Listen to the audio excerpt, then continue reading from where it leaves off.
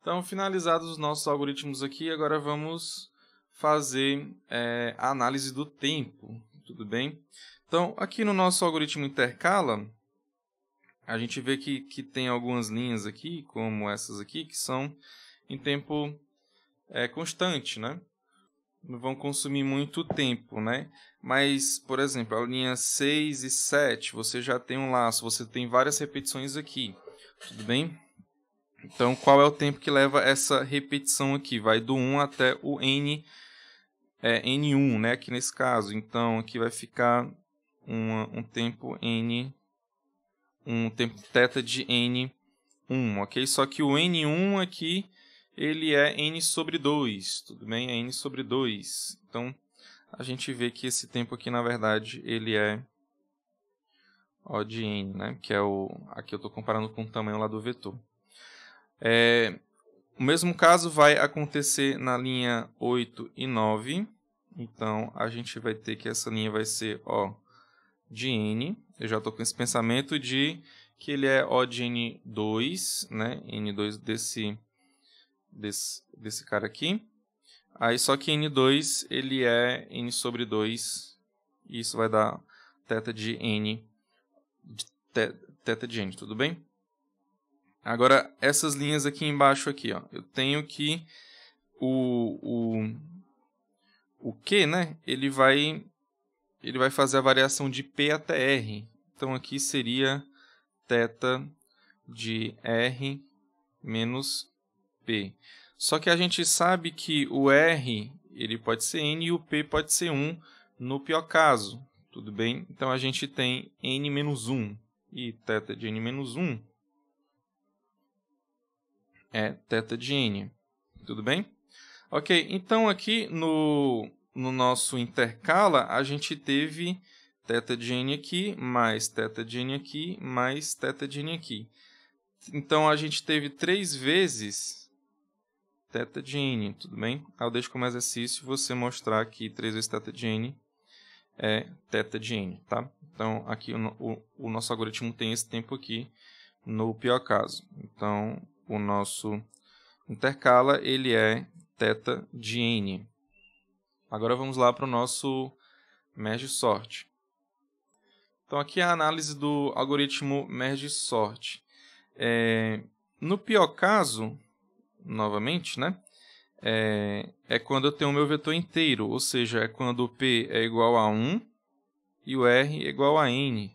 Então, aqui a gente tem o tamanho lá da nossa entrada sendo N, tudo bem? Lembrando que esse tamanho aqui ele importa lá para o tempo, é o que mais importa lá para o nosso tempo.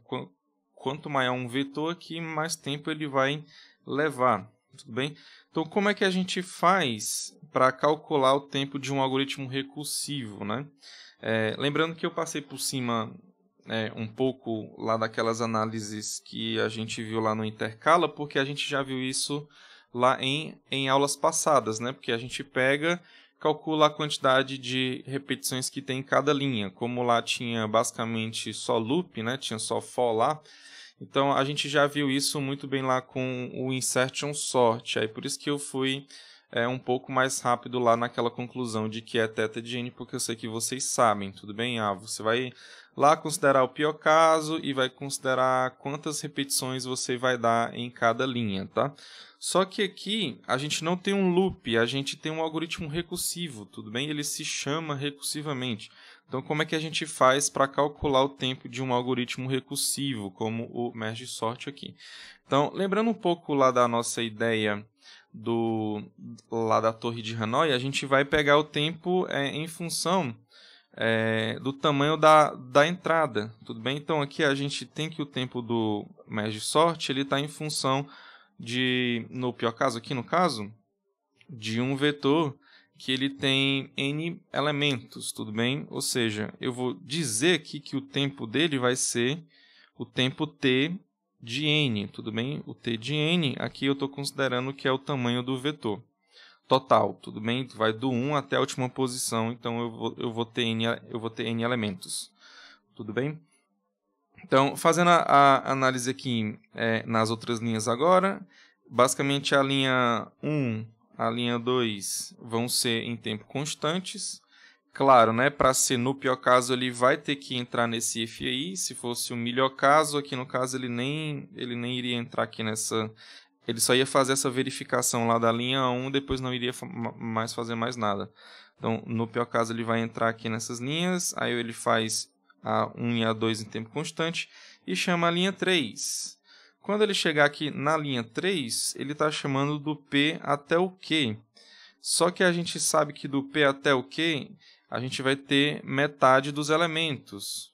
Tudo bem? Então, a gente vai ter o T de N sobre 2 aqui, ou seja, a gente vai ter o tempo do merge sort para N sobre 2 elementos. O mesmo vai acontecer aqui na linha 4. Então, são T de N sobre 2 elementos também. Claro, um é teto, outro é piso, né? Porque depende dessa quantidade. Se for uma quantidade ímpar, né?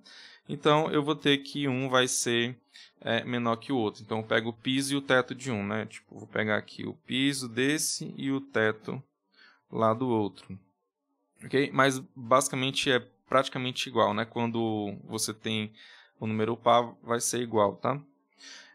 Enfim, então, a linha 5, a gente já viu que o tempo lá do intercala vai ser θ de n. Então, o nosso tempo aqui total lá do nosso algoritmo, ele vai ser igual a quanto? Essas constantes aqui eu não vou colocar, tudo bem? O tempo de execução dessas duas linhas aí, porque simplesmente ele some, né? Ele não é tão relevante quanto o tamanho lá do nosso vetor, tá? Mas enfim, então fica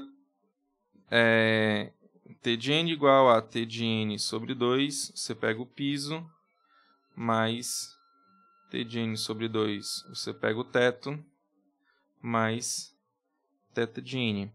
Pronto, professor. Aí você chegou até nessa conclusão. Então, como é que você faz para saber, para chegar lá no que o T de n é igual a O de alguma coisa, que é ômega de alguma coisa, que é θ de alguma coisa? E é aqui que a gente vai para a nossa segunda parte da aula, que é aprender a resolver recursão, tudo bem? Um método diferente do que a gente viu na aula passada. A aula passada, a gente resolveu a recursão lá do Hanoi, e o que a gente fez lá foi simplesmente deduzir a função final e depois mostrar por indução que, de fato, aquela recursão ela era aquela função lá. Tudo bem? E depois a gente concluiu o ômega e depois, lá no final, claro, o θ, né? Porque se você tem o O e o ômega, você tem o θ. Então, aqui a gente vai agora para uma técnica de resolução de recorrência.